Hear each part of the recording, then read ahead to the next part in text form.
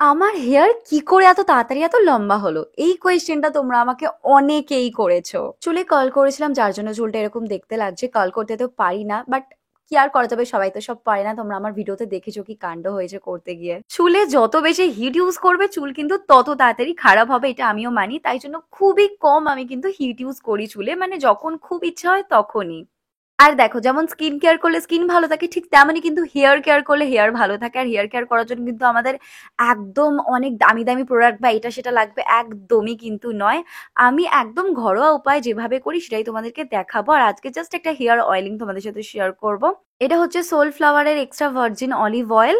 আর তার সাথে ইউজ করবো অ্যারোমা ম্যাজিকের ক্যাস্টর অয়েল। তোমরা কিন্তু যে কোনো কোম্পানির অলিভ অয়েল, ক্যাস্টর অয়েল যে যেটা ইউজ করো সেটাই নিতে পারো।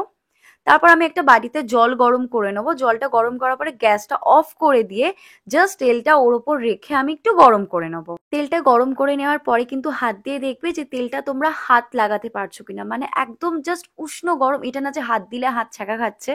এতটা গরম কিন্তু স্ক্যাল্পে একদমই লাগানো যাবে না। জাস্ট একদম উষ্ণ গরম হবে। তারপর সেটাকে তোমরা চুলটাকে ভালো করে পার্টিশন করে করে, একটা আমি কটন নিয়ে দেখতে পাচ্ছ, একদম যতটা পারবে সরু সরু পার্টিকেলস বের করবে চুলের, মানে একদম ফাঁক করে করে একদম ভালো করে স্ক্যাল্পে সুন্দর করে তেলটাকে তোমরা লাগিয়ে নেবে। অনেকে ভাবছো যে দিদি যদি অলিভ অয়েল না থাকে তাহলে কি ইউজ করবো? অলিভ অয়েলের জায়গায় তোমরা কোকোনাট অয়েলও নিতে পারো, কিন্তু ক্যাস্টর অয়েলটা কিন্তু একদম স্কিপ করবে না। আর আমি বলবো প্লিজ, পারলে অলিভ অয়েলটা একটু কস্টলি হয়ে যায়, কিন্তু পারলে তোমরা কিন্তু ইউজ করতে পারো, ভালো রেজাল্ট পাবে। ভালোভাবে তেলটা লাগিয়ে নেওয়ার পরে হালকা হাতে কিন্তু ম্যাসাজ করব, চুলের পিছনেও সুন্দর করে লাগিয়ে নেবো।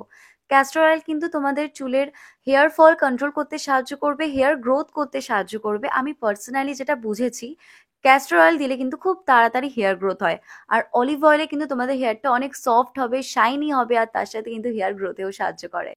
তারপর আমি ইউজ করব হেয়ার ম্যাসাজার। এটা আমি অনলাইন থেকেই নিয়েছিলাম, খুব একটা বেশি দাম নেয়নি। ভালো করে এটা দিয়ে দেখতে পাচ্ছ আমি কিভাবে ম্যাসাজ করছি, ঠিক এইভাবে ম্যাসাজ করে নেবো। দেখো, হাত দিয়ে ম্যাসাজ খুব একটা ভালো হয় না, তার থেকে আমি বলবো যে একদম এটা দিয়ে ম্যাসাজ করো, পারফেক্ট কিন্তু ম্যাসাজটা হবে।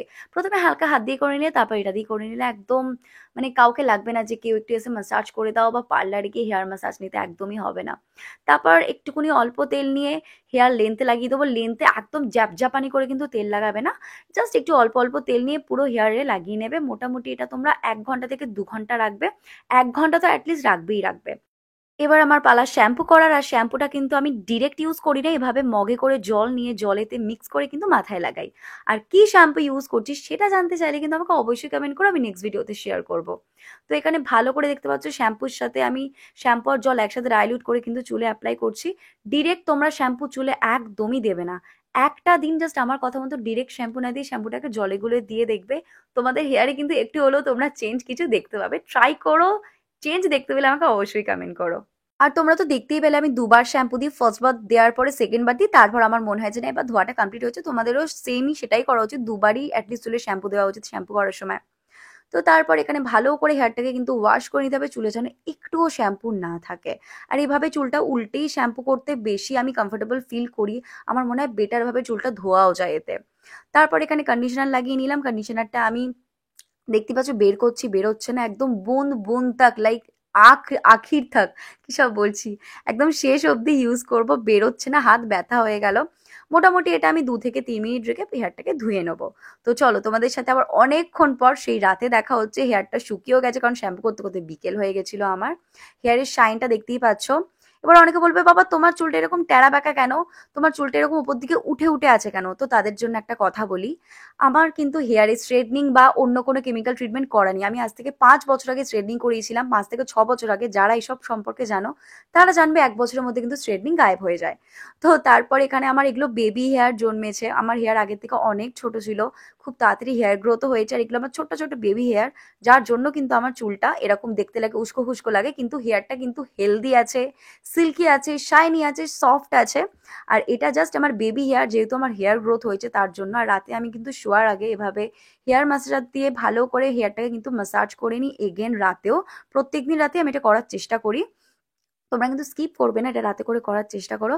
তারপর একটা কাঠের চিরুনি দিয়ে সুন্দর করে চুলটা আঁচড়ে আমি বিনুনি করে নিয়ে আমি ঘুমাতে চলে যাই। হেয়ার অয়েলিং এর সাথে সাথে কিন্তু আরো অনেক ইম্পর্টেন্ট টিপসও তোমাদের সাথে আজকে আমি শেয়ার করলাম। নেক্সট ভিডিওতে কিন্তু আবার নতুন একটা জিনিস নিয়ে আসবো, আরো একটা নতুন দারুণ হেয়ার কেয়ার, একদম হোম রেমেডিতে তোমরা বাড়িতে ইউজ করতে পারবে। না সেটা কোনো অয়েলিং এর না, সেটা একটা দারুণ রেমেডি। তার জন্য সাবস্ক্রাইব করে রাখো।